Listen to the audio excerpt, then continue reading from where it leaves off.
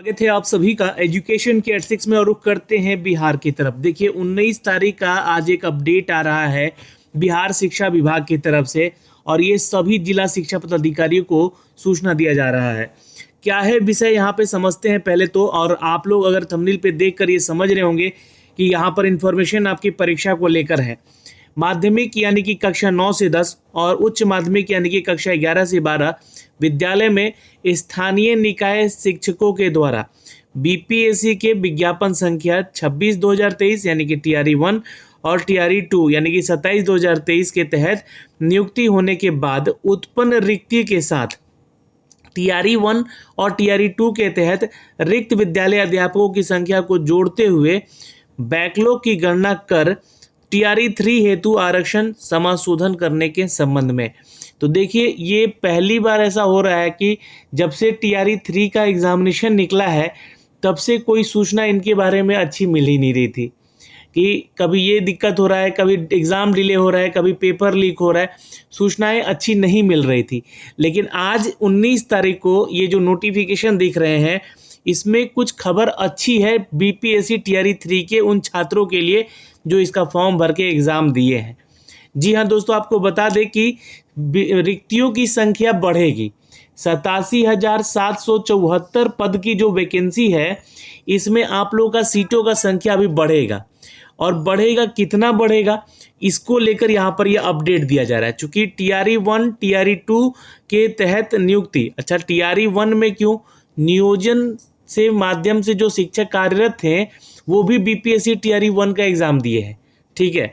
और टीआरई 2 यानी कि जो टीआरई 1 छोड़े उनको अच्छा चॉइस नहीं मिल पाया, वर्ग उनको अच्छा नहीं मिल पाया, तो टीआरई 2 का एग्ज़ाम दिए तो वहाँ भी रिक्तियाँ हुई।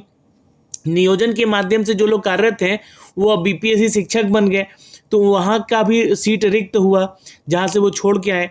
बहुत सारे लोगों ने इस्तीफा दिया तो उनकी भी सीटें खाली हुई। तो उसी को लेकर यहाँ पर कहा जा रहा है कि टीआरई 1 टीआरई 2 के तहत रिक्त विद्यालय अध्यापकों की संख्या को जोड़ते हुए बैकलॉग की गणना कर टीआरई 3 के हेतु, है ना, टीआरई 3 हेतु आरक्षण समाशोधन कराने के संबंध में। तो आरक्षण समाशोधन इसको भी समझते हैं क्या बातें यहाँ पे कही गई हैं।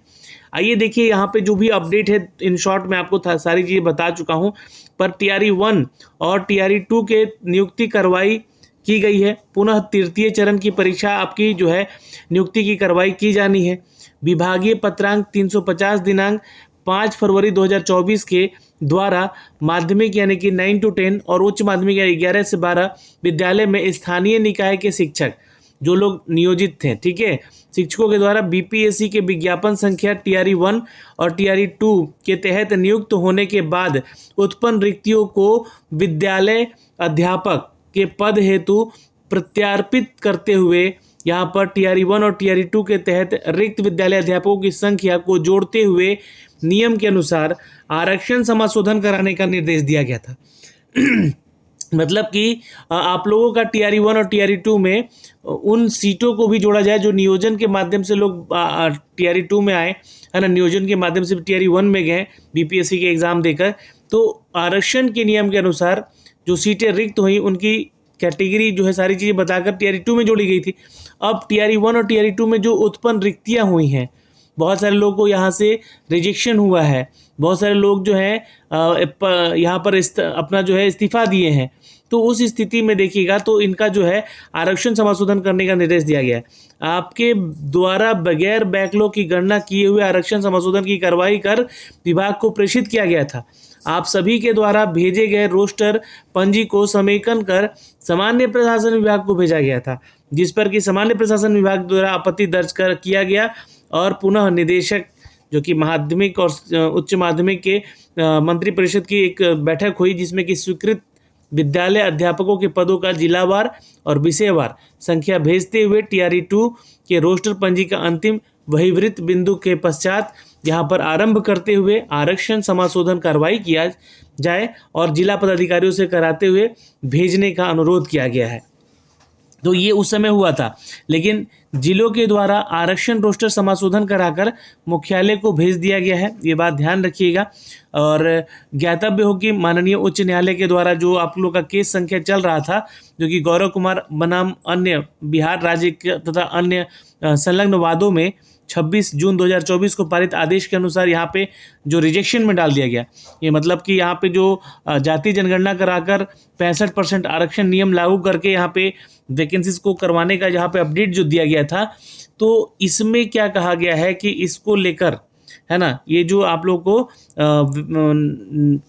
यहाँ पर देखिए आरक्षण की बातें हो रही हैं कि इसमें लेकर शेड्यूल कास्ट, शेड्यूल ट्राइब्स और ओबीसी को अमेंडमेंट 2023 को एवं बिहार रिजर्वेशन को लेकर, जो कि अमेंडमेंट 2023 का है, इसको अल्ट्रा वायरस, है ना, अल्ट्रा वायरस कर दिया गया है।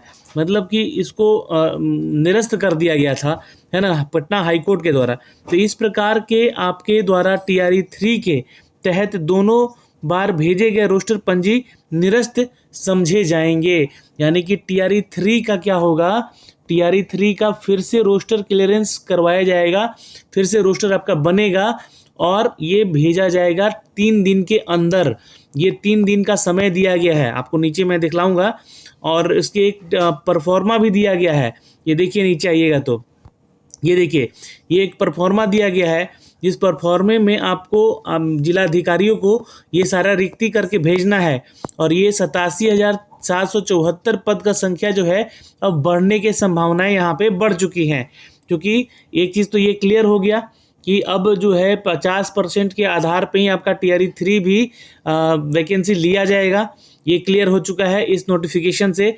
और आप सभी को निर्देश दिया जाता है कि 9 से 10 और 11 से 12 विद्यालयों में जो स्थानीय निकाय शिक्षक के द्वारा BPSC के विज्ञापन संख्या TRE 1 और BPSC TRE 2 के तहत नियुक्ति होने के बाद उत्पन्न रिक्त, यानी कि जो नए पद रिक्त हुए हैं वहाँ से बने हैं, जिसे मंत्री परिषद के द्वारा विद्यालय अध्यापक के पद के हेतु प्रत्यापित किया जा चुका है, उसको TRE 1 के साथ TRE 2 के साथ, इसके तहत रिक्त विद्यालय अध्यापकों की संख्या को जोड़ते हुए TRE 2 के रोस्टर पंजी अंतिम बृहवृत्त बिंदु के पश्चात आरंभ करते हुए बैकलॉग की गणना कर TRE 3 हेतु आरक्षण समाशोधन कार्रवाई जिला पदाधिकारियों से कराते हुए 3 दिन के अंदर, देखिए यहाँ पे बोला गया है 3 दिन के अंदर पत्र संलग्न कर यहाँ पर अधो हस्ताक्षरित कर ईमेल ID पर भेजने का कार्य करेंगे।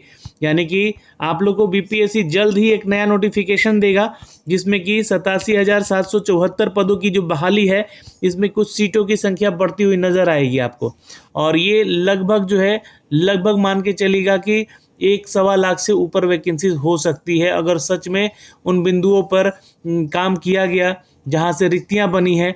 जैसे कि मैं आपको यहाँ से काउंट करवा दूँ, पहला तो बहुत सारे शिक्षक का इस्तीफा देना, दूसरा बहुत सारे फेक डॉक्यूमेंट्स के चलते बहुत लोग कार्यरत थे नियोजन में भी और नियोजित शिक्षक भी बने हुए थे, उनकी सीटें खाली हुई, तीसरा जो TRE 1 में सेलेक्ट हुए और उनका जो है TRE 2 में भी सिलेक्शन हो गया, तो उनको पद अगर अच्छा मिला, यानी कि ऊंचे वर्ग में क्लास में गए, तो वो नीचे वर्ग की क्लास को छोड़ा है उन्होंने, तो वैसे में संख्या बढ़ने की संभावनाएं हैं यहाँ पर।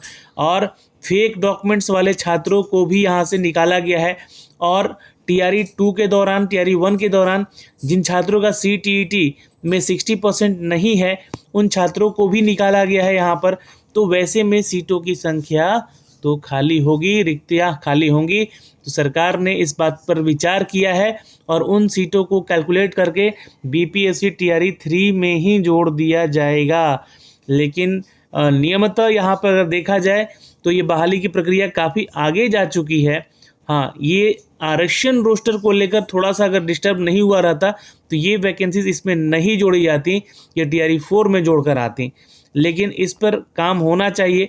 और सबसे इम्पोर्टेंट काम यहाँ पर, अगर सीटों की संख्या बढ़ती भी है तो वन कैंडिडेट वन रिजल्ट पे अगर सरकार यहाँ पे विचार करे या आयोग इस पे विचार करे, तो इन 87,000 से भी ज़्यादा जो पद मिलकर होने वाले हैं TRE 3 में, इनकी रिक्तियाँ भरी जा सकती हैं। लेकिन इस पे कार्य होना चाहिए, इस पे विचार होना चाहिए कि वन कैंडिडेट वन रिजल्ट देना चाहिए। और इसमें ज़्यादातर छात्रों का बेनिफिट हो सके, ज़्यादातर छात्रों का सिलेक्शन हो सके। सीटें खाली रह जाती हैं और छात्र यहाँ पर जो है अपना क्वालिफ़िकेशन लेकर खड़े रह जाते हैं।